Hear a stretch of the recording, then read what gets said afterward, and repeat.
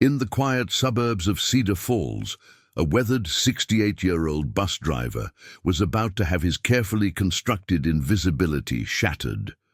What started as another routine morning commute took a shocking turn when he came face to face with a broken young Marine.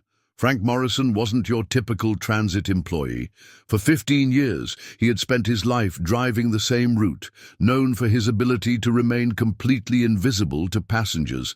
When he encountered Marine Corporal Jake Martinez that morning, he had no idea he was walking into a moment that would crack open decades of buried trauma. Frank watched as Jake spotted his Vietnam service medal and completely broke down, a response that would lead to an unlikely mentorship spanning generations of warriors. What began as two damaged veterans sharing space on a city bus would become a healing journey.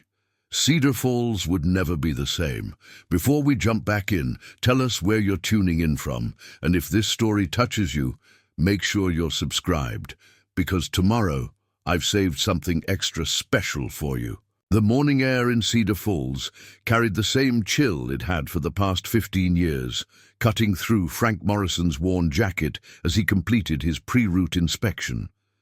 His weathered hands moved with practiced efficiency, checking mirrors, testing lights, running through the mental checklist that had become as automatic as breathing. Route 47 stretched before him like a familiar path through purgatory. The same stops, the same faces, the same blessed anonymity that had become both his refuge and his prison.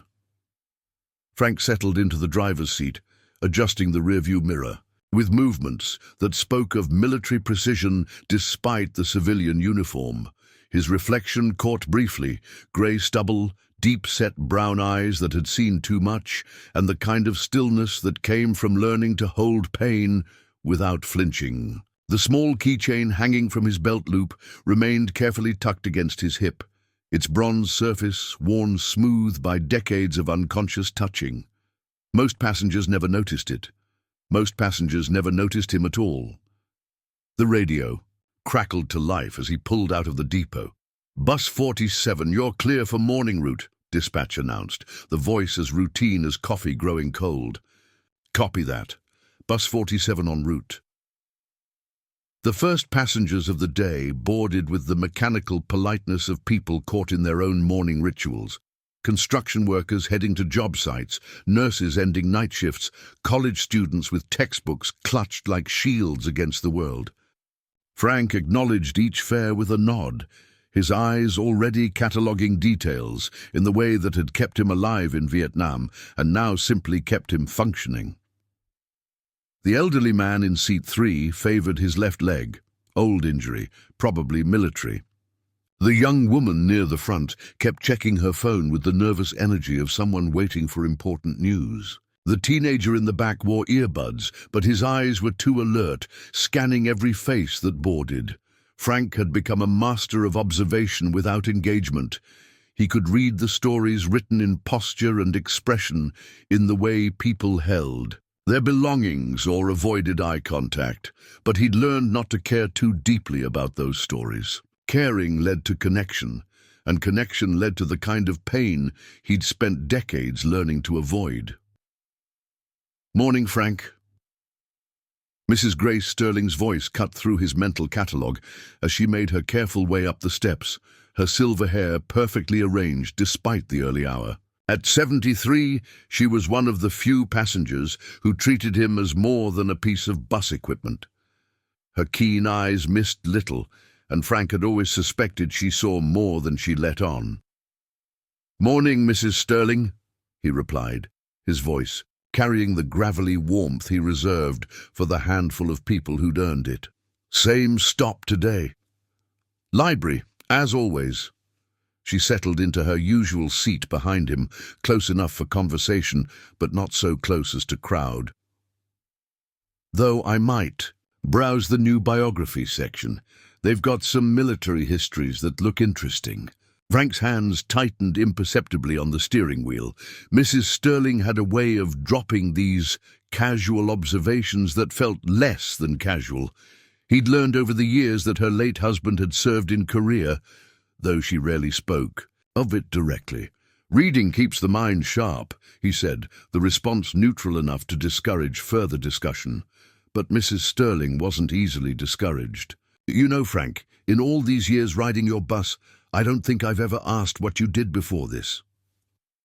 The question hung in the air like smoke from a distant fire. Frank watched the road ahead, counting the familiar landmarks that marked his route. The old church with its broken sign, the corner store where teenagers gathered before school, the memorial park where names were carved in stone for people who'd never made it home. "Worked various jobs," he said finally. "Found my way here." It wasn't a lie, exactly. He had worked various jobs, security guard, maintenance, a brief stint at a factory that had reminded him too much of the noise and chaos he was trying to forget. But driving the bus had been different.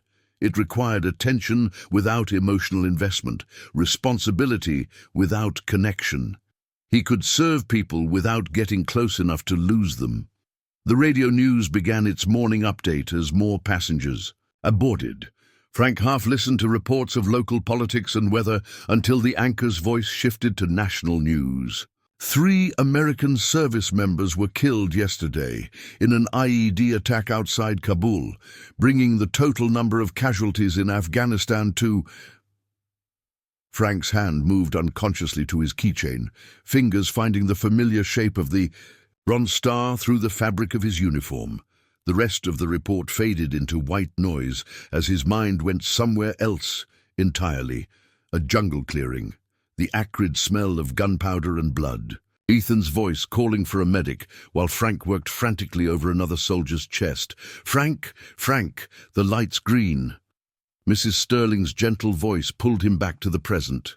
He realized he'd been sitting at the intersection for several seconds, his foot frozen on the brake. Behind them, a car honked impatiently. "Sorry," he muttered, easing the bus forward. His hands were steady on the wheel, but something cold had settled in his chest. The flashbacks had been coming more frequently lately, triggered by news reports, loud noises, even the smell of diesel fuel on particularly humid days. Mrs. Sterling didn't comment on his momentary lapse, but he could feel her watching him in the mirror. Her expression held the kind of understanding that came from loving someone who'd carried similar burdens. The rest of the morning route passed in relative quiet. Passengers came and went with their usual patterns, absorbed in phones and newspapers, and the small dramas of their daily lives. Frank navigated the familiar streets, stopping and starting with the rhythm of someone who could drive the route in his sleep, which, some nights, he felt like he did. By evening, Frank's apartment felt smaller than usual. The 1-bedroom unit on Maple Street was functional and clean, furnished with the bare minimum required for existence. A small table, 2 chairs he'd never used simultaneously, a couch that had seen better decades. The only personal touches were a small television, a coffee maker that had been a retirement gift from the Transit Authority, and a single framed photograph on the kitchen counter. Frank poured himself a glass of water and sat at the table, his eyes drawn inevitably to the photograph. Ethan Parker smiled back at him, 19 years old, and full of the kind of optimism that war hadn't yet managed to beat out of him. The photo had been taken during a rare, quiet moment at their base camp, Ethan holding up a letter from his girlfriend with a grin that lit up his entire face. "Got another one from Linda," he'd said that day, waving the letter like a victory flag. "She's going to be a teacher, Frank. Can you believe it? Says she wants to teach kids about heroes like us." Frank had laughed then, the sound foreign to his memory now. Heroes. "Kid, we're just trying to keep our heads down and get home." "That's what makes us heroes," Ethan had replied with the kind of certainty that only came from believing the world made sense.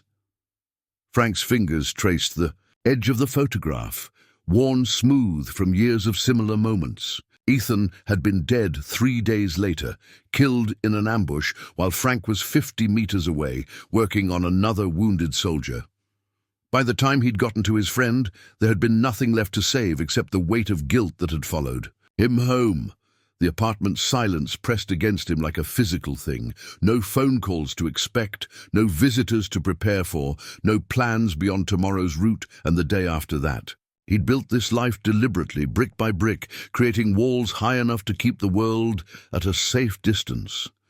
But tonight, Mrs. Sterling's questions and the radio's casualty reports had left cracks in those walls, and something cold was seeping through.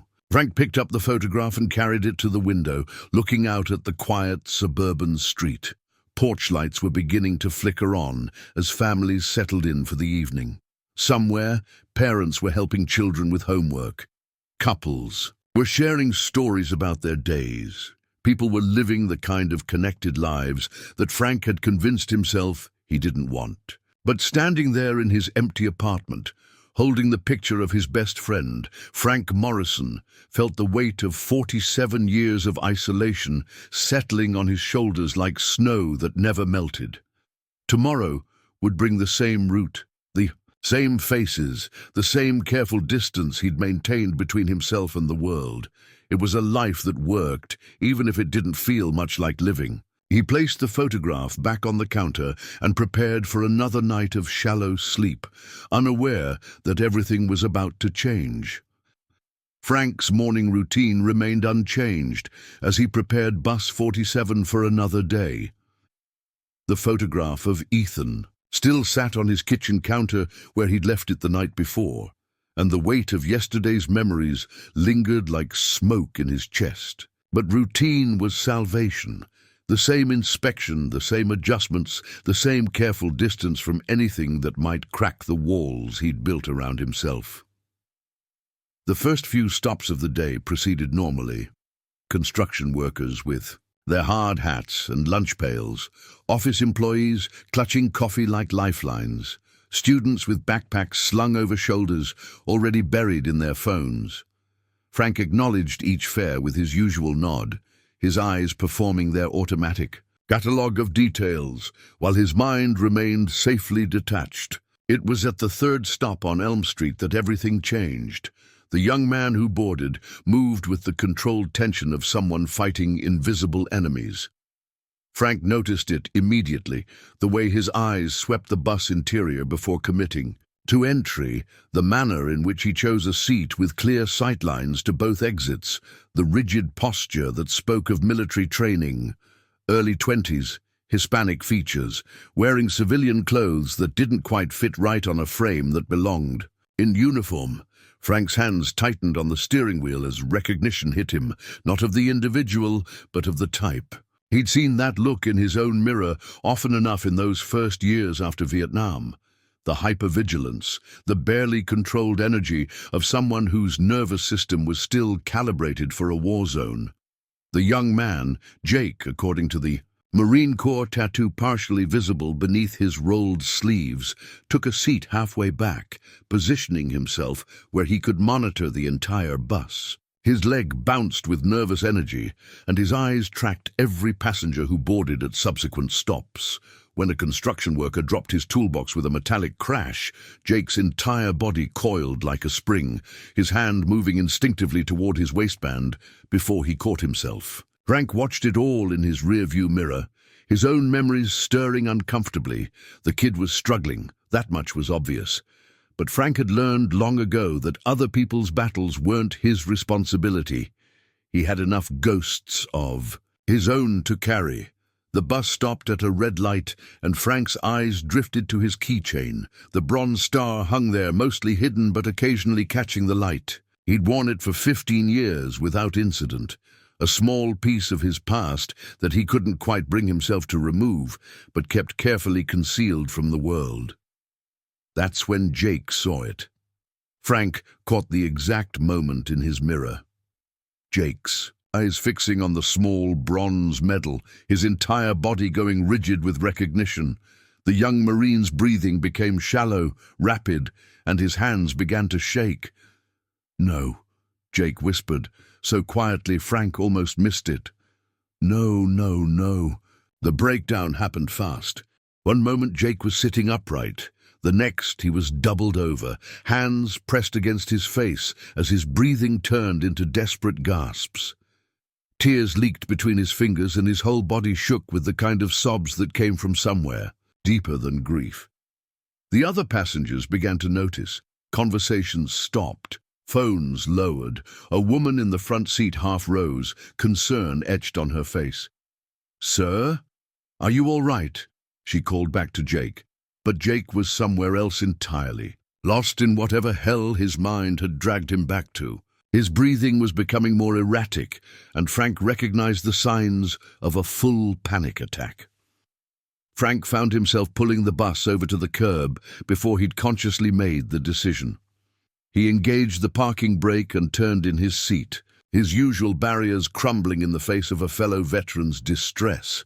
"Hey," he said, his voice carrying an authority he hadn't used in years. "Marine, look at me." Jake's head snapped up at the command, his tear-streaked face showing the kind of raw vulnerability that Frank recognized from his own worst moments. The kid's eyes were wild, unfocused, trapped somewhere between Afghanistan and a bus in Cedar Falls. Frank stood and made his way back, ignoring the curious stares of other passengers. He knelt beside Jake's seat, his movements deliberate and calm. "What's your name, son?" Jake," came the stuttered response. "Jake Martinez." "I'm Frank. You served in Afghanistan?" Jake nodded, unable to speak past the tears. "When did you get back?" Two months ago." Jake's breathing was still rapid, but Frank's steady presence was beginning to anchor him. Frank reached for his keychain, pulling it out where Jake could see it clearly. The bronze star caught the bus's fluorescent lighting, its bronze surface worn, but still distinctive. "Vietnam," Frank said simply. "2 tours as a medic." Jake's eyes fixed on the medal, and something shifted in his expression. The panic was still there, but now it was mixed with recognition, understanding, and something that might have been relief. "I lost my squad leader," Jake whispered. "My best friend. IED got him while I was 20 feet away and couldn't do anything." Frank felt something crack inside his chest. What was his name? Sergeant David Chen. Dave. Jake wiped his face with the back of his hand. He was supposed to rotate home next month, had a kid he'd never met. The bus had gone completely quiet. Other passengers pretended to look at their phones or out the windows, but Frank could feel their attention, like heat on his back. This was exactly the kind of scene he'd spent years avoiding, messy, emotional, demanding connection he wasn't prepared to give. But looking at Jake's face, seeing his own pain reflected in another man's eyes, Frank found he couldn't walk away. "I'm sorry," Frank said, and meant it. "I'm sorry for your loss, and I'm sorry you're carrying it alone." Jake's composure broke. Again, but this time the tears seemed cleaner somehow, less panicked and more purely grief. "I don't know how to be normal anymore, how to be around people who don't understand." Frank glanced around the bus, at the passengers who were trying hard not to stare, at the normal world that neither he nor Jake seemed to fit into anymore. "Maybe normal isn't the goal," Frank said quietly. "Maybe the goal is just getting through another day." He helped Jake to his feet, steadying him when his legs proved unsteady. "Where were you headed?" "Nowhere specific," Jake admitted. I ride buses sometimes. When I can't sit still." Frank nodded. He understood that restlessness, the need for movement when your own thoughts became too much to bear. "Stay on," Frank said. "Ride the whole route if you want. We can talk or we can sit quiet. Whatever you need." As Frank returned to the driver's seat, he caught Mrs. Sterling's eye in the mirror. She was watching him with an expression he couldn't quite read, surprise perhaps, or maybe something like pride. For the first time in 15 years, Frank Morrison had allowed himself to be seen as more than just the man behind the wheel. The bus pulled back into traffic, but something fundamental had shifted. Frank's carefully maintained invisibility had cracked, and sitting halfway back, still shaking but no longer alone, Jake Martinez represented the beginning of something neither man was prepared for. The next morning, Frank found himself scanning the stops along his route with an attention he hadn't paid in years. He told himself it was simple curiosity, wondering if yesterday's breakdown had been a one-time incident or if the young Marine would appear again. But when Jake Martinez stepped onto the bus at the same Elm Street stop, Frank felt something loosen in his chest that he hadn't realized was tense. Jake looked better today. Still hyper-vigilant, still carrying himself with the rigid posture of someone expecting trouble, but the raw desperation from yesterday had settled into something more manageable. He nodded to Frank as he paid his fare, a gesture that held more weight than either man would have admitted. "Morning," Jake said quietly. "Morning," Frank replied, his voice carrying the same gravelly warmth he reserved for Mrs. Sterling. Jake took the same seat as yesterday, and Frank caught his eye in the rearview mirror. For a moment, they simply acknowledged each other's presence. Two veterans sharing space in a world that didn't quite understand either of them. The routine continued for 3 days. Jake would board at Elm Street, ride the entire route without speaking much, then catch the return bus back. Frank began to expect him. Even found himself driving slightly slower on the approach to that stop, giving Jake extra time if he was running late. On Thursday, Jake finally broke the silence. "You said you were a medic," he said, during a quiet stretch of the route, when most passengers were absorbed in their morning routines. Frank glanced in the mirror. 2 tours. Patched up anyone who needed it. "Must have been hard, seeing that much." Jake's voice trailed off, but Frank understood. "Some days were worse than others," Frank said. It was more than he'd spoken about Vietnam to anyone in years, but something about Jake's presence made the words feel safe. "You learn to compartmentalize, focus on the job, not the bigger picture." Jake nodded, and Frank could see him processing this. "I keep thinking I should be over it by now. It's been 2 months since I got back." "Healing doesn't run on a schedule," Frank said, then wondered where those words had come from. They sounded like something a counselor might say, not a bus driver who'd spent decades avoiding his own healing.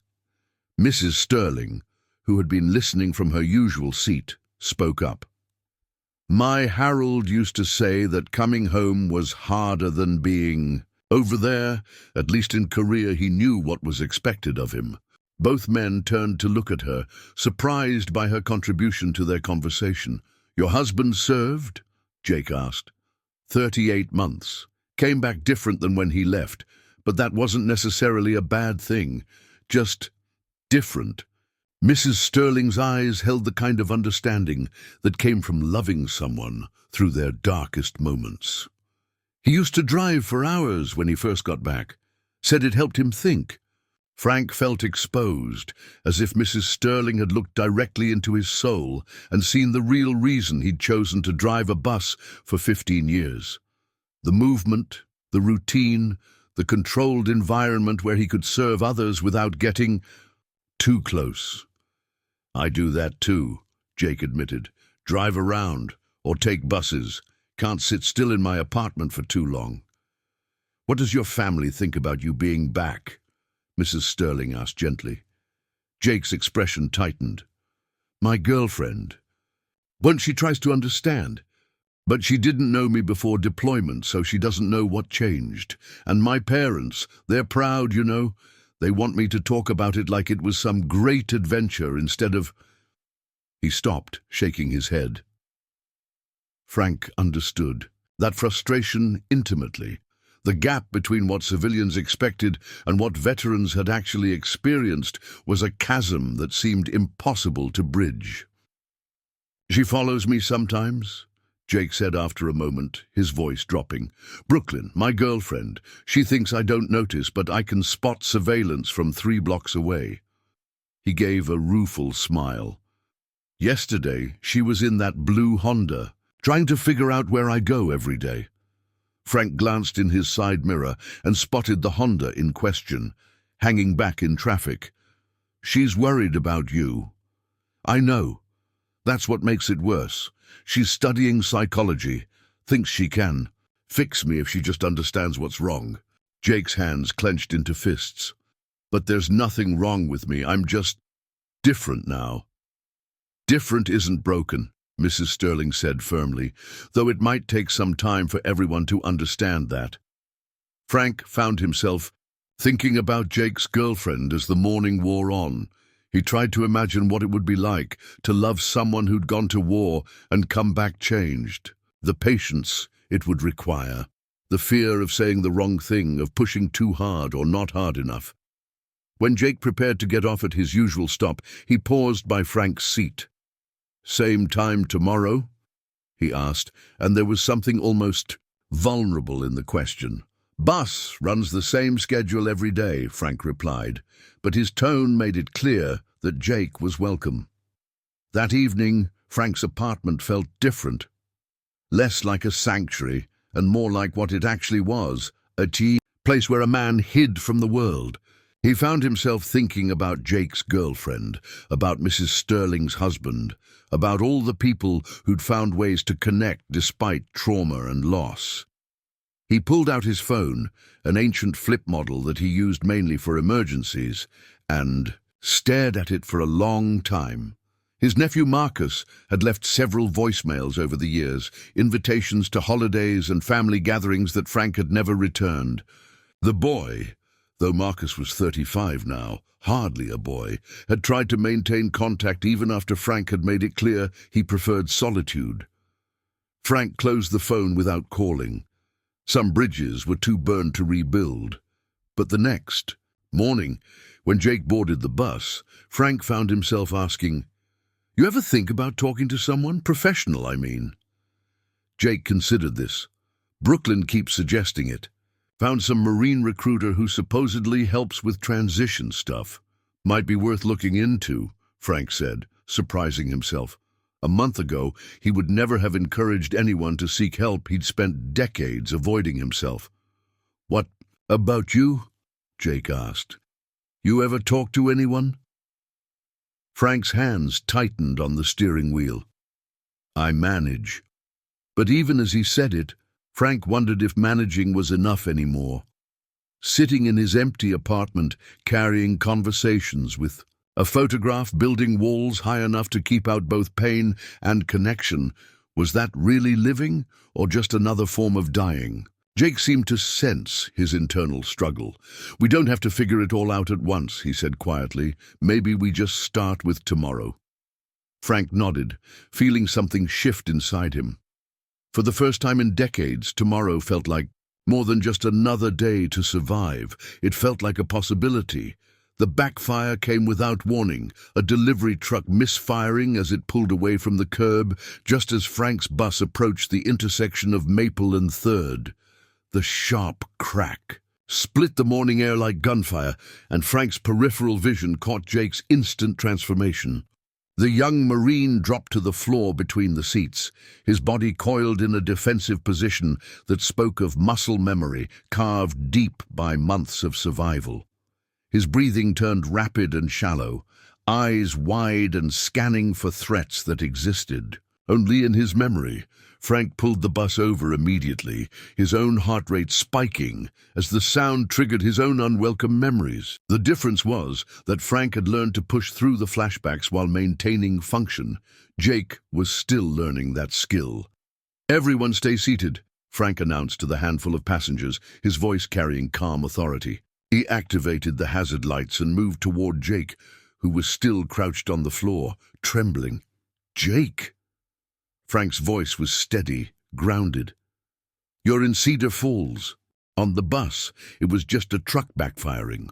Jake's eyes found Frank's face, but they were still seeing something else, smoke and dust, and the aftermath of an explosion that had stolen his friend's life.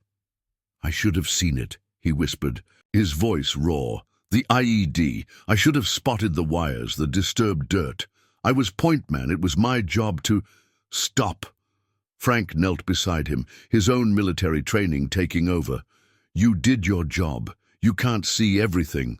But Jake was trapped in the memory now, his words spilling out in a torrent of guilt and grief. "Dave was right behind me, 20 feet, maybe less. We were heading back to base, end of patrol, and I missed it. The pressure plate was right there, in the road, and I walked right past it." Tears streamed down his face. "His kid will never know her father, because I wasn't good enough at my job." Frank felt the familiar weight settling in his chest, the weight of understanding exactly what Jake was carrying. "What was his full name?" Frank asked quietly. "Sergeant David Michael Chen, 24 years old. His daughter was born 3 weeks after the explosion." Jake's voice broke. 3 weeks. Frank closed his eyes for a moment, seeing Ethan's face as clearly as if his friend was sitting beside them. When he opened them, Jake was watching him with the desperate intensity of someone drowning. "My friend was Ethan Parker," Frank said, the words coming easier than they had in decades. 19 years old, fellow medic. We'd been in country 8 months together. Jake's breathing began to slow as he focused on Frank's voice. "We got hit during a routine patrol. Ambush, well planned, caught us in a crossfire." Frank's hands were steady, but his voice carried the weight of 47 years. "I was treating a soldier with a chest wound when I heard Ethan calling for help.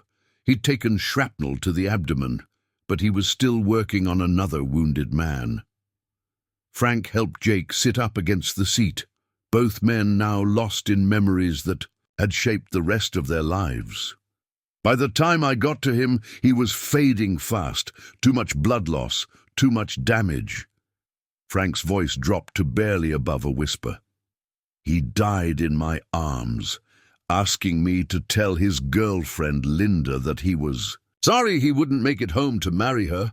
Jake wiped his face with the back of his hand. "How do you carry that? How do you live with knowing you couldn't save them?" "Some days I don't know," Frank admitted. "Some days I think I died in that jungle too, and everything since has just been going through the motions." Mrs. Sterling, who had been quietly observing from her seat, spoke up. "But you didn't die, Frank. You've been living. Maybe not the way you wanted, but you've been here, available, ready for exactly this moment."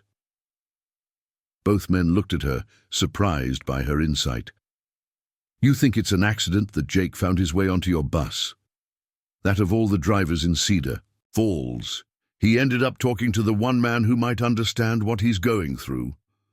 Frank felt something shift inside him, a recognition that maybe his isolation hadn't been as complete as he'd thought. Maybe driving the same route for 15 years, being present and reliable even in his loneliness, had been a form of service he hadn't recognized. "I keep seeing his face," Jake said quietly. "Dave's. In dreams when I close my eyes, sometimes just walking down the street. And I keep thinking that if I'd been better, faster, more aware, you'd be dead too," Frank said bluntly. "And then who would remember him? Who would carry his story?" Jake looked up, startled by the directness. "Ethan wanted to be a teacher," Frank continued. "Used to talk about it all the time. Said he wanted to help kids learn about the world, make it better than what we were seeing over there." Frank's voice grew stronger. "For 47 years, I've been acting like honoring his memory meant dying with him. But maybe it means living with purpose instead." The bus was completely quiet now. Even the traffic outside seemed muted as Frank reached a truth he'd been avoiding for decades. Preparing and narrating this story took us a lot of time, so if you are enjoying it, subscribe to our channel. It means a lot to us. Now back to the story. "I have his letters," Frank said suddenly. The ones Linda wrote to him. She sent them to me after the funeral, said she thought I should have them since I was his closest friend over there. Jake's eyes widened. You kept them? Never could bring myself to read them. Felt like I didn't deserve to know what they'd planned together. Frank looked out the window at the ordinary Tuesday morning traffic. Maybe it's time I stopped, punishing myself for surviving. Would you? Jake's voice was hesitant. Would you want to read them together? The letters. Frank felt something crack open in his chest, not the familiar pain of old wounds, but something that might have been hope. You'd want to do that? Dave used to read his wife's letters out loud sometimes, said sharing the good stuff made it feel more real. Jake managed a small smile. Besides, sounds like we both need to learn how to honor our friends instead of just mourning them. Frank stood and helped Jake to his feet. There's a coffee shop on 5th Street. Meet me there after my shift ends? Jake nodded, and for the first time since Frank had known him, the young Marine's posture held something other than tension. Not peace, exactly, but possibility. As Frank returned to the driver's seat and pulled back into traffic, he caught Mrs. Sterling's eye in the mirror. She was smiling, and her expression held a satisfaction that suggested she'd been waiting years for this moment. About time, she murmured, just loud enough for Frank to hear. Frank found himself almost smiling, back as he navigated toward the next stop. For the first time in decades, he had plans that extended beyond his evening routine. Tonight, he would read Ethan's letters with someone who understood the weight of survivor's guilt. And maybe, just maybe, he would begin to learn the difference between existing and living. Brooklyn Hayes had been following Jake for 3 days, and she was running out of patience with her own guilt over the surveillance. She sat in her blue Honda 2 blocks behind the bus stop, watching through binoculars she'd borrowed from her psychology lab, feeling like the worst kind of girlfriend. But Jake's secretive behavior had reached a point where worry overrode respect. For privacy. For 2 months since his return from Afghanistan, she'd watched the man she loved disappear piece by piece. The Jake who'd deployed had been intense but hopeful, driven by a sense of purpose that made him magnetic. The Jake who'd returned was a stranger wearing her boyfriend's face, hyper-vigilant, emotionally distant, plagued by nightmares that left him drenched in sweat and speaking names she didn't recognize. She'd tried everything her psychology textbook suggested: active listening, creating safe spaces for communication, researching PTSD symptoms and treatment options. But Jake had retreated so far into himself that her efforts felt like shouting into a void. The daily bus rides had started a week ago. Every morning Jake would kiss her goodbye, claim he was going to look for work or run errands, then spend hours riding the same city bus route. When she'd finally worked up the courage to follow him, she'd expected to discover something terrible. Another woman, drugs, some self-destructive behavior that would explain his increasing withdrawal. Instead, she'd watched him have what appeared to be meaningful conversations with the elderly bus driver, a weathered man who looked like he'd seen his share of hard times. Yesterday, she'd witnessed Jake's breakdown and the driver's surprisingly gentle response, and her confusion had only deepened. Now, watching Jake board the bus again, Brooklyn made a decision that terrified her. She parked the Honda and walked quickly toward the bus stop, arriving just as the vehicle was preparing to pull away. She knocked on the door, her heart pounding. As the driver, Frank according to his name tag, opened it with obvious reluctance. "I'm sorry," she said breathlessly, "but I need to talk to you. About Jake Martinez." Frank's expression shifted from annoyance to wariness. "Ma'am, I don't know what you think." "I'm his girlfriend," Brooklyn interrupted, climbing onto the bus. "Brooklyn Hayes, and I've been watching you two for days because I'm desperate to understand what's happening to him." The confession hung in the air like an accusation. Jake, seated halfway back, looked mortified. "Brooklyn, what the hell are you doing?" "What I should have done weeks ago," she said, turning to face him. "Asking for help instead of pretending I have all the answers." Frank studied her with the same careful attention she'd seen him give Jake. She was 24, clearly educated, with the kind of determined expression that suggested she wasn't easily discouraged.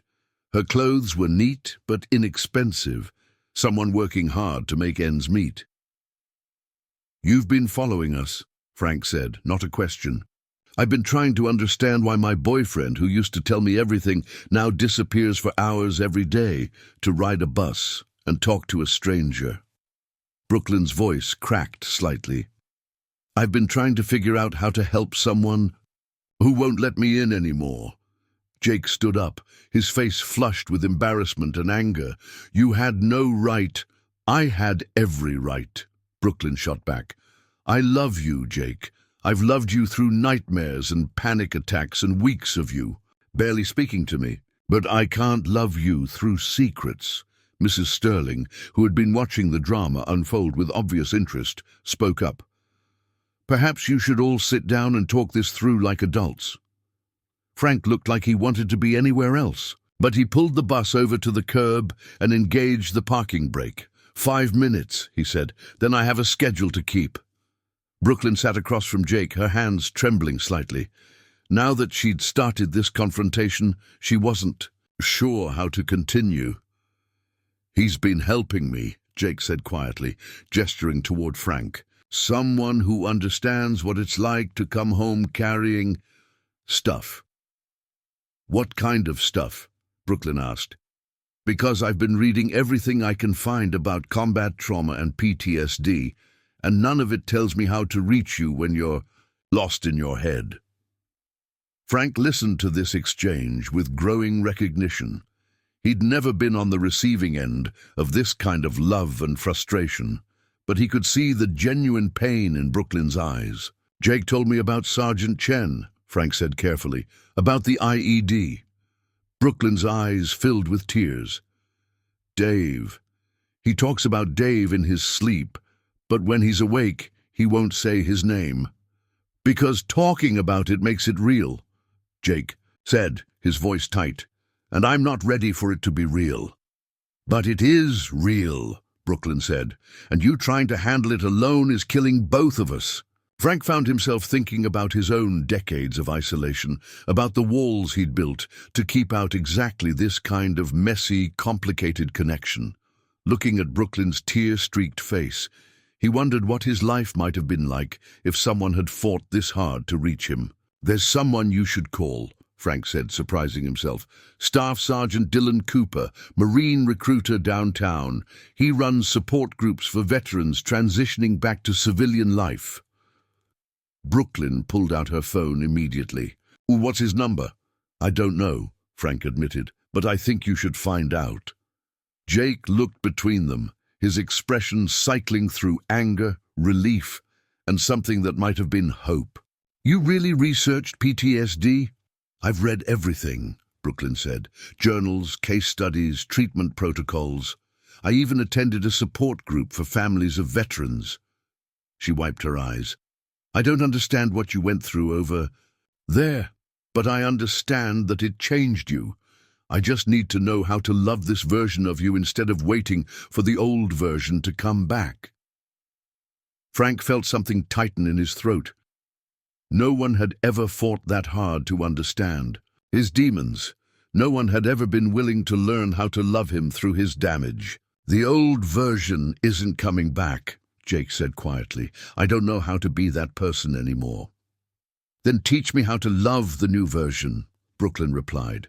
"Both of you, because whatever's happening on this bus is helping him, and I want to understand it."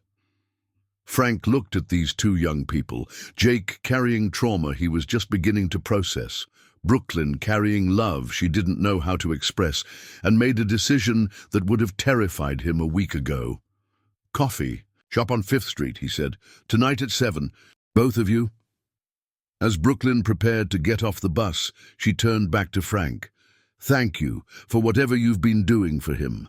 I can see the difference." Frank nodded, watching her walk away with purpose in her stride. For the first time in decades, He was going to spend an evening with people who weren't ghosts or memories. The thought should have terrified him.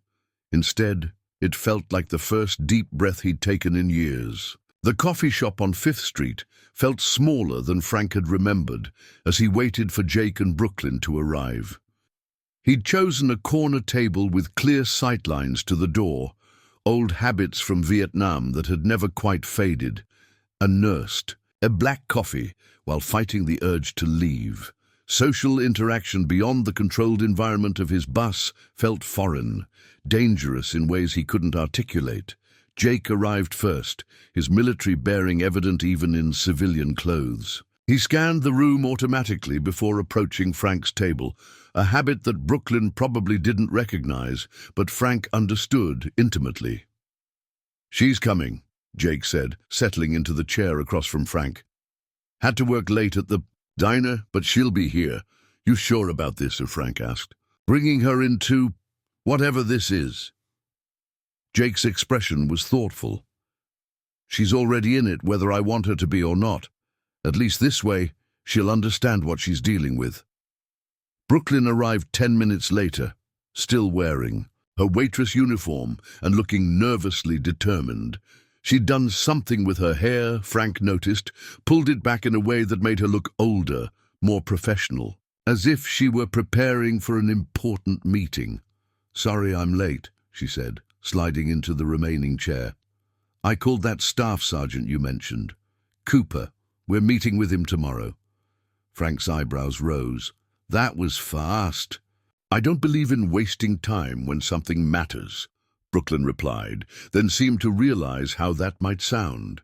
"Not that I'm trying to rush anything, I want to help." Frank studied her for a moment, recognizing the same intensity that had probably attracted Jake in the first place. "What did Cooper say?" "That he's been waiting for Jake to reach out," Brooklyn said, glancing at her boyfriend. "Apparently, there's a whole network of people who help veterans transition back to civilian life. Resources we didn't even know existed." Jake looked uncomfortable. "I don't need fixing." "Nobody said you did," Frank said quietly.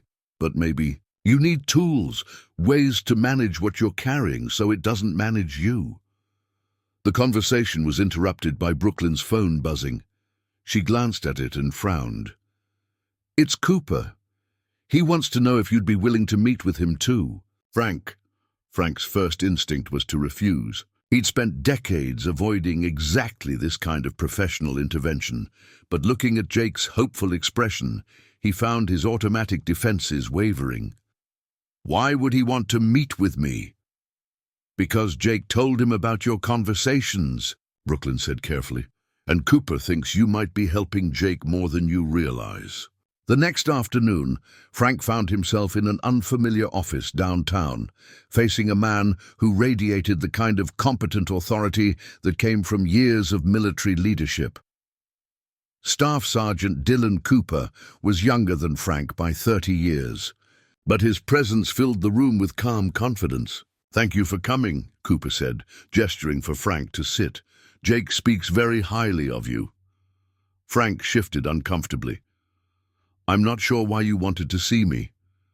"Because what you've been doing with Jake, the informal mentorship, the shared understanding, is exactly what we try to facilitate in our programs.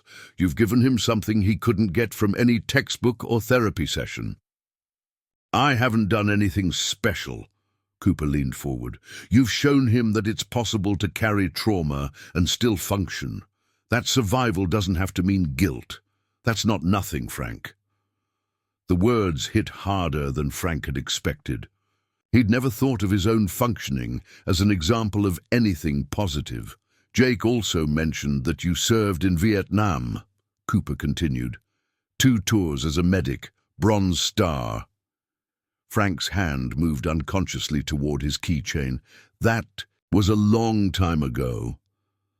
"Trauma doesn't have an expiration date," Cooper said gently, "and from what I understand, you've been carrying yours alone for nearly 50 years. The directness of the statement made Frank want to leave, But something in Cooper's tone, respectful, not pitying, kept him in his chair. "I manage fine." "Managing and healing aren't the same thing," Cooper said. "Jake is lucky to have found you, but I think you might benefit from connecting with other Vietnam veterans who found ways to process their experiences." Frank thought about his empty apartment, his careful routines, the photograph of Ethan that he talked to more than any living person. "I'm not much of a group person." "Neither was I," Cooper admitted. "Lost half my unit in Iraq. Came back thinking I had to carry it all myself. Took me 3 years to realize that shared burden is lighter burden." They were interrupted by a knock on the door. Jake and Brooklyn entered, both looking nervous but determined. "Hope we're not interrupting," Brooklyn said. "But Jake wanted to ask you something, Frank." Jake sat down heavily, his usual composure cracking slightly. "Cooper's been telling us about a support group. Veterans from different conflicts, meeting weekly to talk through stuff." He paused, gathering courage. "I want to try it, but I'd feel better if you were there too." Frank felt the familiar walls rising, the instinct to protect himself from exactly this kind of emotional exposure. But looking at Jake's face, hopeful and terrified in equal measure, Frank found himself nodding before he'd fully decided. "When?" he asked. "Thursday evenings," Cooper said. 7 o'clock, just down the hall from here." "What happens in these meetings?" "Whatever needs to happen," Cooper replied. "Sometimes people talk about their experiences. Sometimes they just listen. Sometimes they sit in silence with people who understand why they need to sit in silence." Brooklyn reached across and squeezed Jake's hand. "I'll drive you both if you want. Wait outside or go get coffee, whatever you need." Frank watched this interaction, the easy intimacy, the willingness to support without demanding inclusion, and felt something shift inside him. When was the last time someone had offered to drive him somewhere? When was the last time anyone had cared about his schedule or his comfort? "One meeting," Frank said finally. "I'll try one meeting." Jake's smile was the first genuinely happy expression Frank had seen from him. "Thank you." As they prepared to leave, Cooper handed Frank a business card. "My direct number, if you need anything between now and Thursday, or if you just want to talk." Walking back to the bus depot, Frank found himself thinking about the word community. He'd avoided it for so long that it felt foreign, dangerous. But maybe, he thought, watching Jake and Brooklyn walk ahead of him with their hands clasped together, maybe isolation wasn't as safe as he'd convinced himself it was. Maybe it was time to find out what he'd been missing. Frank had just finished his morning route when he saw the man waiting by the bus depot's chain-link fence. Tall, well-dressed in a business suit that probably cost more than Frank made in a month, with graying hair and the kind of confident posture that spoke of success and authority. But it was the eyes that stopped Frank cold. Pale blue eyes that belonged to another face, another time, another man who died in his arms 47 years ago. The stranger stepped forward as Frank approached, his expression a mixture of determination and barely controlled emotion. "Frank Morrison?" His voice carried a slight tremor that suggested this meeting had taken considerable courage to arrange. Frank's hand moved instinctively toward his keychain, fingers finding the familiar shape of the bronze star. "Depends who's asking. My name is Ryan Parker." The words hit Frank like a physical blow. "I think you knew my brother." Frank's world tilted sideways. Ethan's baby brother, the 6-year-old kid in the photograph Ethan had carried, the one who'd sent crayon drawings of stick figures playing catch. That child was now a middle-aged man standing in front of him with accusation written across his features. "Ethan," Frank whispered, the name escaping like breath from a punctured lung. "Sergeant Ethan Michael Parker died May 17th, 1969, in a jungle clearing approximately 40 kilometers north of Saigon." Ryan's voice carried the precision of someone who'd rehearsed these facts many times. You were there when he died. Frank felt the familiar weight settling on his chest, but this time it was accompanied by a sharp edge of panic. How did you find me? Took 3 years and a private investigator, Ryan said, his calm facade beginning to crack. The army records were mostly classified, but I found a few witnesses from your unit. They remembered you, said you and Ethan were close. Frank's mind raced, looking for escape routes, for ways to end this conversation before it could destroy the careful equilibrium he'd built, but Ryan stepped closer, blocking his path to the depot building. I need to know what happened to him, Ryan continued, his voice growing stronger. The official report said he died treating wounded soldiers, that he was a hero. But I need to know the details. I need to understand why he died and you didn't. The accusation hung in the air like smoke from a grenade. Frank had imagined this conversation thousands of times over the decades, but the reality felt like drowning. It was war, Frank said weakly. People died, good people, better people than me. That's not an answer, Ryan shot back, his composure finally breaking. That's not nearly enough of an answer for 47 years of wondering. Do you have any idea what it's like to lose your brother when you're 6 years old and spend the rest of your life trying to understand why? Frank saw movement in his peripheral vision and realized that Jake was approaching from the bus stop, probably coming to check on him after seeing the confrontation. But Frank held up a hand to stop him, knowing that this moment belonged to him, and Ryan alone. You want to know what happened? Frank's voice turned harsh, defensive. Your brother died because he was too good at his job, too willing to risk himself for others, too much of a hero for his own damn good. Tell me, Ryan demanded, all of it. Frank closed his eyes, and suddenly he was back in that jungle clearing, the smell of cordite and blood thick in the air, the sound of automatic weapons fire echoing through the trees. We were on a routine patrol, Frank began, his voice taking on the distant quality of someone reporting facts rather than reliving trauma. Supposed to be a quiet sector. We'd been out maybe 4 hours when we walked into an ambush. Well planned, coordinated. They had us in a crossfire from 3 directions. Ryan listened intently, his anger giving way to something that might have been hunger for details he'd never heard. I was treating a kid, couldn't have been more than 18, who'd taken rounds to the chest. Sucking chest wound, needed immediate attention or he was going to die. Frank's hands moved unconsciously, as if he was still working on that long-dead soldier. That's when I heard Ethan calling for help. Frank opened his eyes and looked directly at Ryan. Your brother had taken shrapnel to the abdomen from a grenade that landed maybe 10 feet away from him. Should have killed him instantly, but somehow he was still conscious, still trying to treat another wounded soldier. Why didn't you go to him first? Ryan's voice was barely above a whisper. Because the kid I was working on would have died in 30 seconds without immediate intervention. Ethan knew that. He told me to finish with my patient first. Frank's voice cracked. He made the call, made me choose who to save. Ryan's face went pale. He chose to wait. He chose to let me do my job while he did his, Frank said. Even with shrapnel in his gut, even bleeding out, he was still working on that other soldier, still trying to save someone else. Frank wiped his eyes with the back of his hand, surprised to find them wet. By the time I got to him, he'd lost too much blood. I worked on him for 20 minutes, did everything I could, but the damage was too extensive. What did he say? Ryan asked, his own voice breaking. At the end?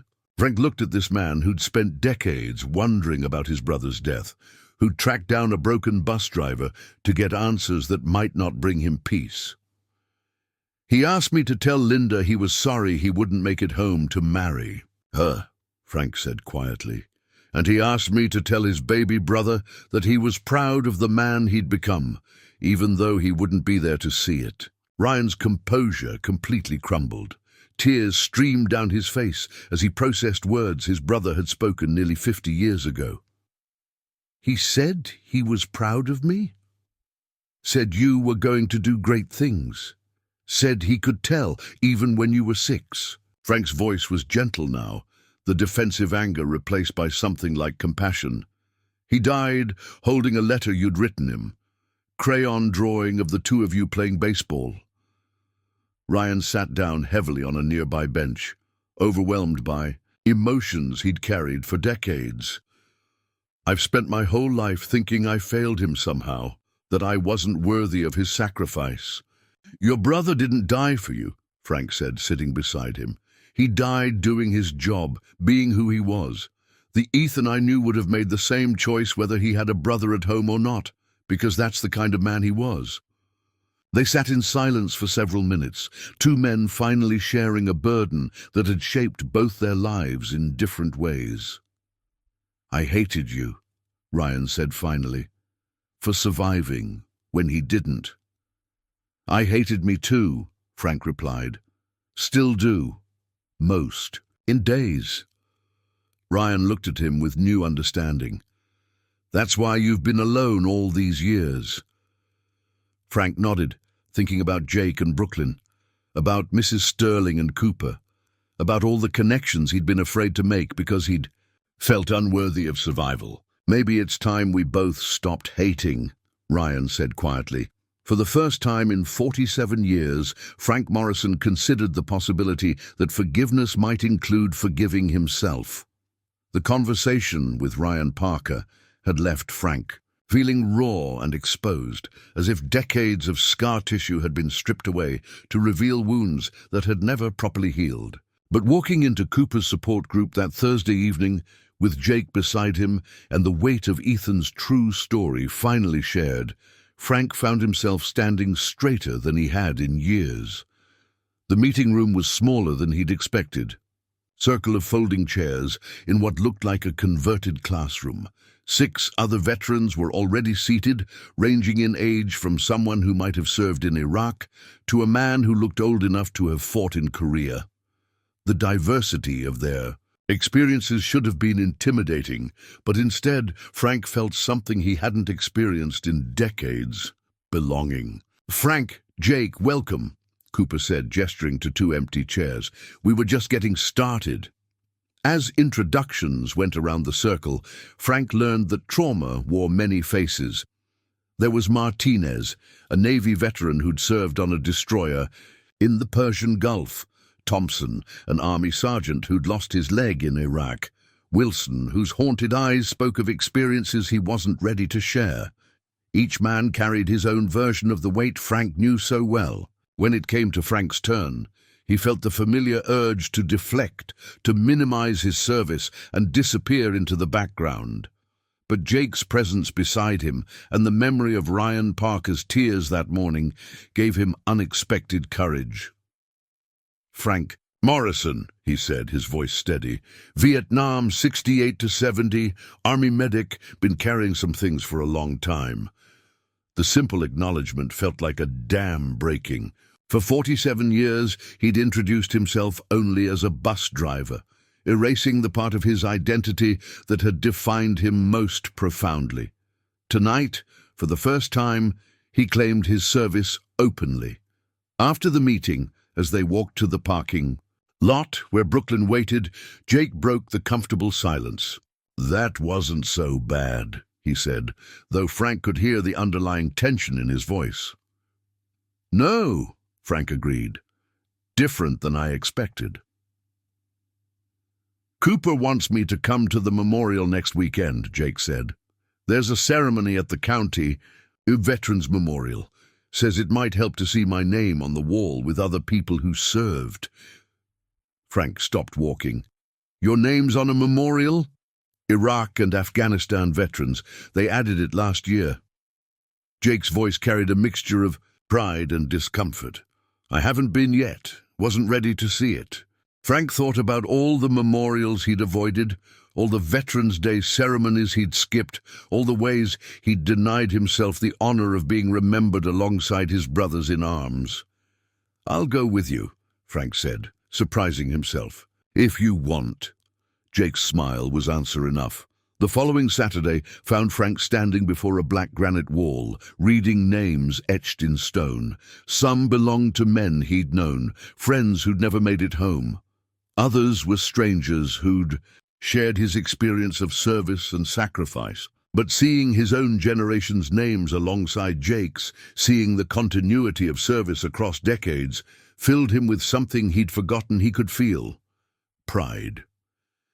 "There," Jake said, pointing to a section near the bottom.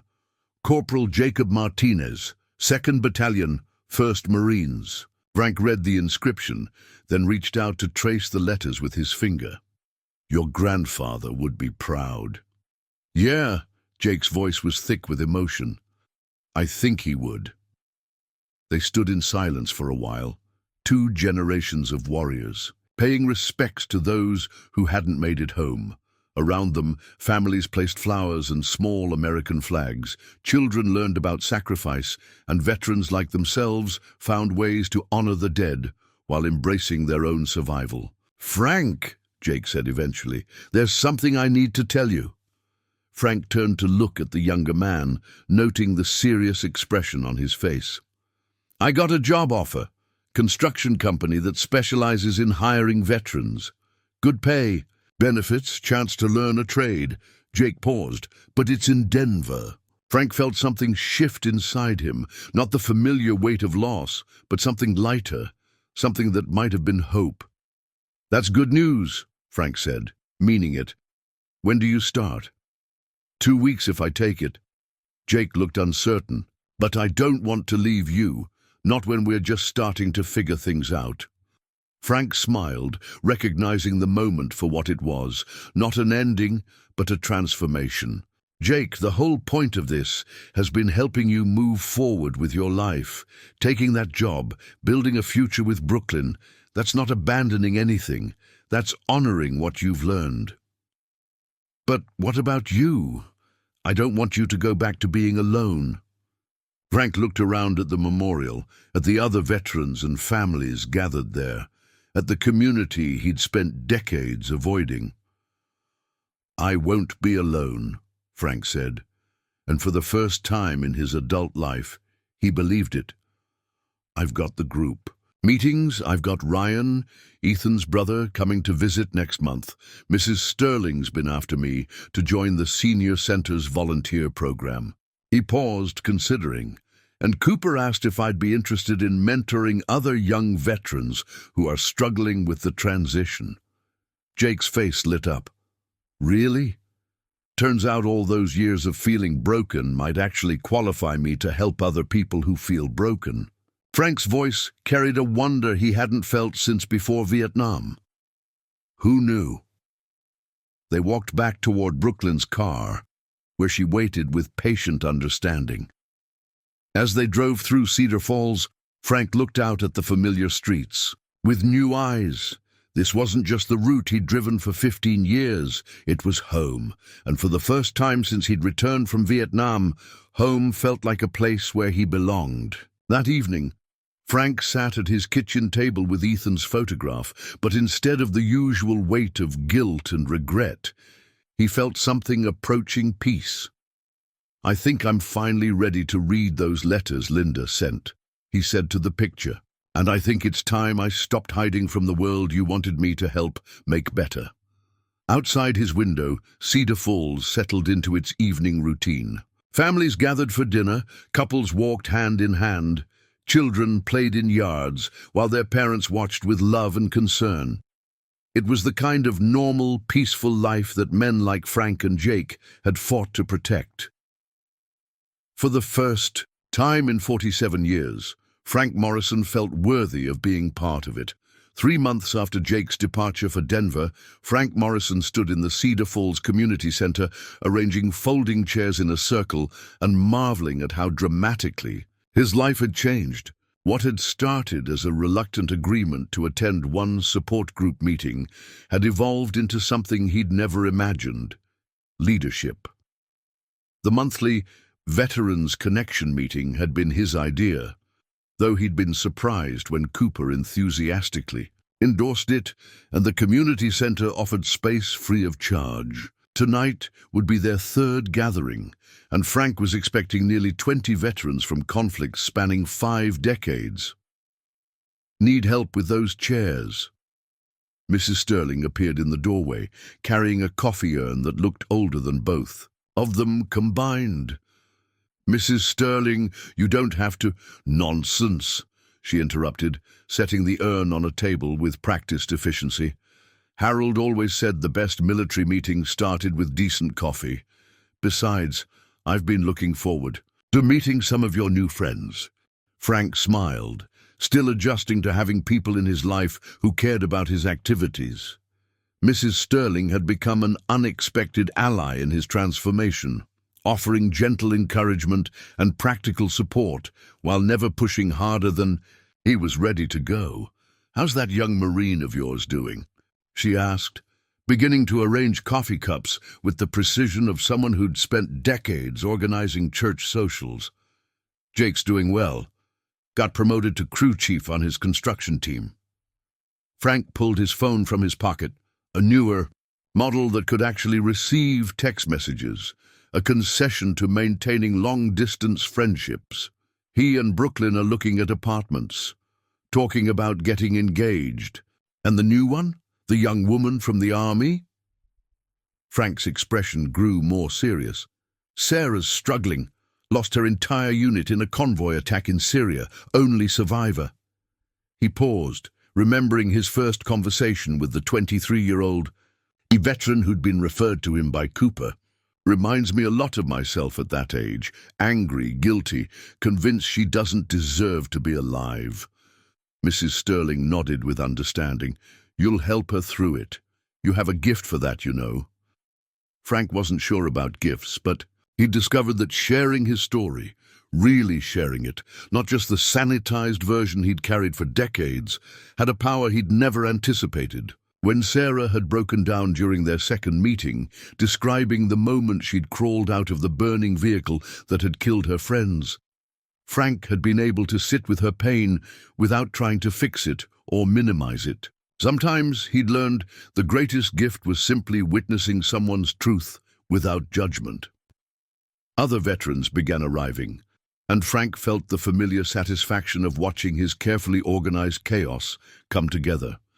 There was Martinez, the Navy veteran who'd become his unofficial co-facilitator.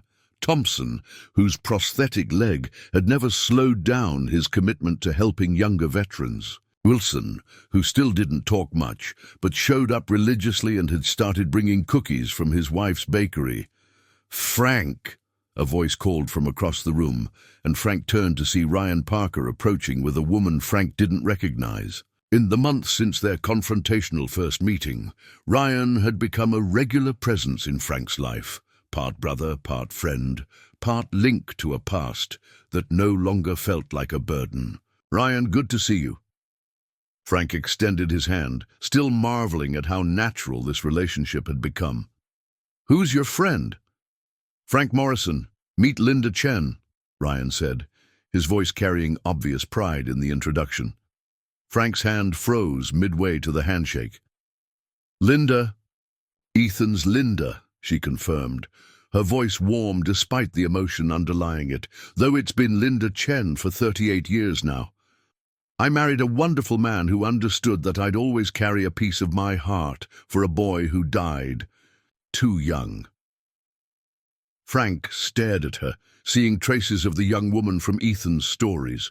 Older now, silver-haired and lined with life's experiences, but with the same bright intelligence that had captivated his friend nearly 50 years ago. "I've been wanting to meet you for a very long time," Linda continued. "Ryan told me about your conversation, about Ethan's final words. I wanted to thank you for carrying that message for so many years, even when you thought no one would ever hear it." Frank felt tears prick his eyes. "I should have found you sooner, should have delivered it properly." "You delivered it exactly when I needed to hear it," Linda said firmly, "and now I have something for you." She reached into her purse and pulled out a small bundle of letters tied with a faded blue ribbon. Frank recognized them immediately, The letters he'd returned to her after Ethan's death, the ones he'd been too guilty to read. "These belong to you now," Linda said. "Not because of guilt or obligation, but because Ethan would have wanted his best friend to know how much joy your friendship brought him. How often he wrote about your conversations, your shared jokes, the way you took care of the wounded with such dedication." Frank accepted the letters with trembling hands. "I don't know what to say." "Don't say anything yet," Linda replied. "Read them first. Then, if you're willing, I'd love to hear your stories about Ethan. My husband passed last year, and my children never really understood their mother's first love. I think it's time they learned about the boy who shaped so much of who I became."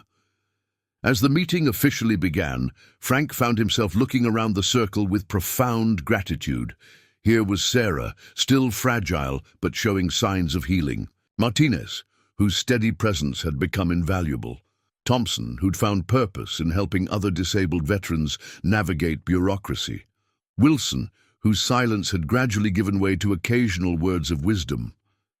But it was more than just the veterans. Mrs. Sterling had positioned herself near the coffee station, ready to offer refreshments and gentle grandmother energy to anyone who needed it.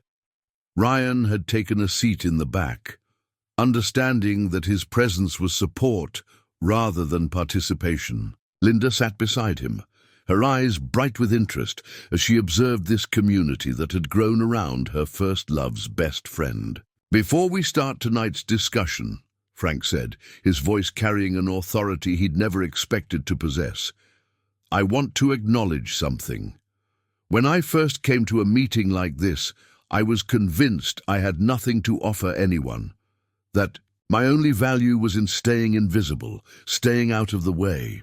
He looked around the circle, making eye contact with each person present.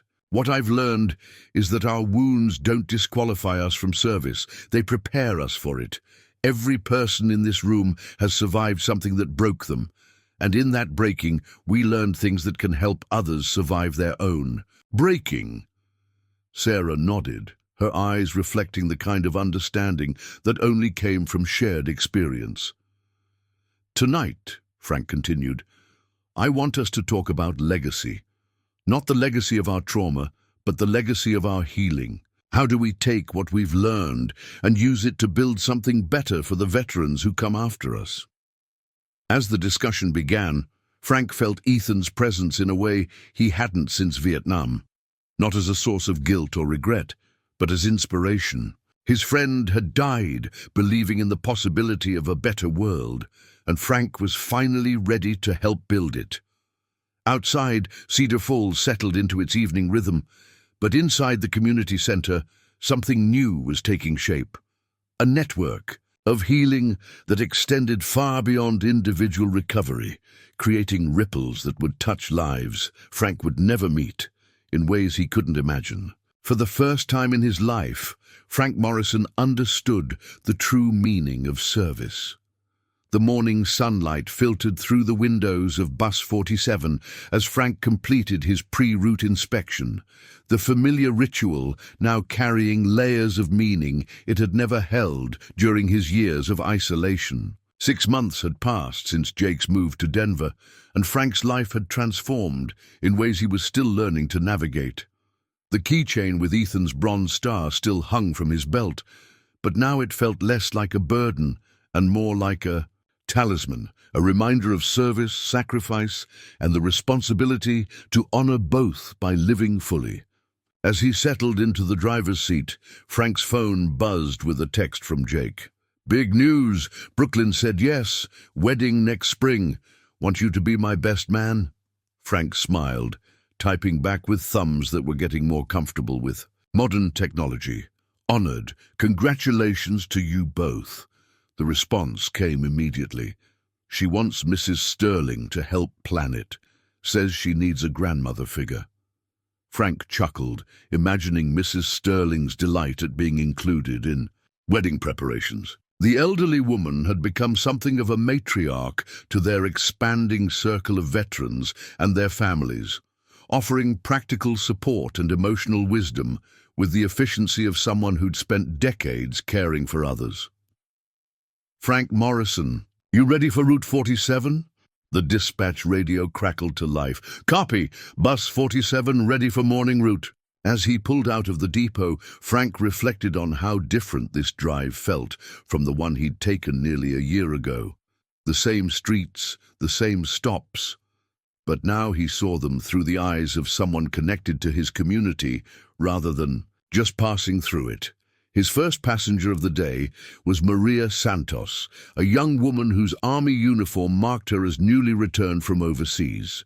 Frank had been watching her board his bus for 2 weeks, noting the familiar signs, the hypervigilance, the careful seat selection, the way she startled at sudden noises. Today, she looked particularly fragile. "Morning," Frank said as she climbed aboard, his voice carrying the gentle authority he'd learned to use with struggling veterans. "Morning," she replied, but her hands were shaking as she fumbled for her fare. Frank waited patiently, recognizing the symptoms of someone fighting an internal battle. When she finally settled into her usual seat, he caught her eye in the rearview mirror. "Rough night?" he asked quietly. Maria's surprise was evident. "How did you experience?" Frank said simply. "Sometimes the hardest battles happen after we get home." For a moment, Maria looked like she might break down, but she held herself together with visible effort. "I don't know how to do this. Civilian life. It all feels wrong." Frank thought about Jake's first breakdown on this very bus, about his own decades of isolation, about Sarah's angry tears during their first meeting. "It gets easier," he said. "Not simple, but easier, especially when you don't try to do it alone." At the next stop, Mrs. Sterling boarded with her usual morning efficiency, but today she was carrying a small wrapped package. "Good morning, Frank," she said, then noticed Maria's distressed expression. With the intuition that came from decades of teaching, she moved to the seat across from the young veteran. "You look like someone who could use some good news. My grandson just had his first baby, a little girl. Would you like to see pictures?" Frank watched in his mirror as Mrs. Sterling gently engaged Maria in conversation about new life and hope, using photos of her great-granddaughter to draw the young woman out of her dark thoughts.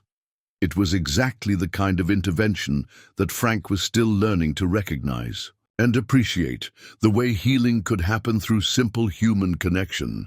The bus continued its route, picking up the familiar mix of construction workers, students, and office employees. But now, Frank saw them differently too. The nervous teenager heading to a job interview, the elderly man visiting his wife in the nursing home, the single mother juggling work and school. Everyone carried something he'd learned. The difference was whether they carried it alone or found ways to share the load. At the main transit hub, Frank was surprised to see Ryan Parker waiting by the bus stop. His friend, and Frank still marveled at being able to use that word, was holding 2 coffee cups and wearing the kind of smile that suggested good news. "Thought you might need caffeine," Ryan said, climbing aboard and handing Frank one of the cups. "Don't you have important architect meetings to attend?" "Moved them," Ryan said with a grin. "Today's more important." Before Frank could ask what he meant, he saw Cooper approaching the bus with a small group of people Frank didn't recognize. Behind them came a local news crew, and Frank felt his old instincts toward invisibility kick in. "What's going on?" Frank asked, his voice tight with sudden anxiety. Cooper boarded the bus with obvious pride. "Frank Morrison, meet the Cedar Falls City Council. They have something they'd like to discuss with you." The council chairwoman, a professionally dressed woman in her 50s, stepped forward with a document in her hands. "Mr. Morrison," she began, "the City Council has been following your work with local veterans, and we'd like to offer you a position as Cedar Falls' first Veterans Liaison. It would involve continuing your mentorship work, helping connect veterans with resources and serving as a bridge between the military and civilian communities. Frank stared at her, the words not quite processing. "I'm just a bus driver." "You're a bus driver who's created a support network that's helped dozens of veterans successfully transition to civilian life," she corrected. "You're someone who's turned personal healing into community service. We think Cedar Falls needs that kind of leadership." Ryan squeezed Frank's shoulder. Ethan would be proud. Frank looked around the bus at the faces watching him, Mrs. Sterling beaming with maternal pride, Maria looking hopeful for the first time since he'd met her, Cooper nodding with encouragement. Through the windows, he could see more familiar faces gathering.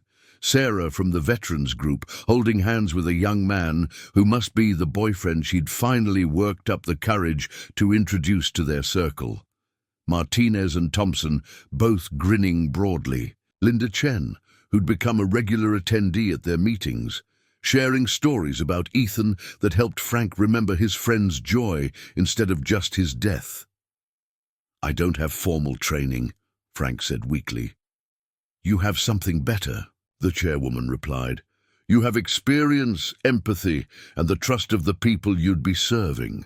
Frank thought about the photograph of Ethan that still sat on his kitchen counter, but now it was surrounded by other pictures.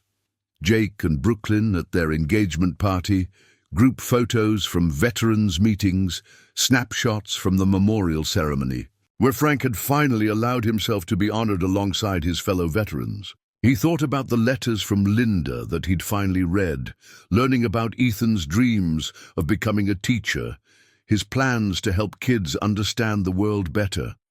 Frank had spent decades thinking he'd failed his friend by surviving, but maybe the real failure would be in not using that survival to serve others. "When would I start?" Frank asked. The chairwoman's smile was radiant. "Whenever you're ready." As the news crew prepared to film a short interview, Frank caught sight of one more familiar face in the growing crowd.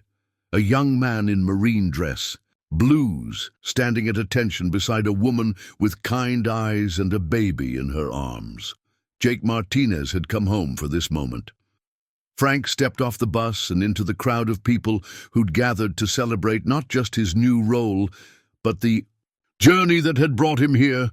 As he hugged Jake and met Brooklyn properly for the first time, as he accepted congratulations from veterans he'd helped and community members who'd watched his transformation, Frank Morrison finally understood what Ethan had meant about heroes. Heroes weren't people who never fell down. Heroes were people who got back up and used their experience of falling to help others find their footing. That evening, Frank sat at his kitchen table with Ethan's photograph, but he wasn't alone. Ryan was there, reading one of Linda's letters aloud, while Linda herself laughed at stories Frank was sharing about their mutual friend.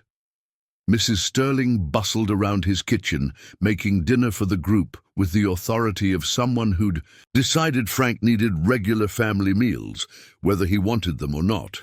Through his window, Frank could see the lights of Cedar Falls twinkling in the darkness, not the empty landscape of a man in exile, but the warm glow of a community he was finally ready to call home. "Thank you," he whispered to Ethan's picture. But this time, it wasn't an apology. It was gratitude for a friendship that had taught him the true meaning of service, and for a sacrifice that had taken Frank nearly 50 years to understand wasn't about dying for your country, but about living for it. Outside, Bus 47 sat in the depot, ready for tomorrow's route. But Frank Morrison would be riding as a passenger from now on, traveling toward a future bright with possibility and the knowledge that sometimes the most important journey is the one that brings you home to yourself. Up next, you've got two more standout stories right on your screen. If this one hit the mark, you won't want to pass these up. Just click and check them out. And don't forget to subscribe and turn on the notification bell so you don't miss any upload from us.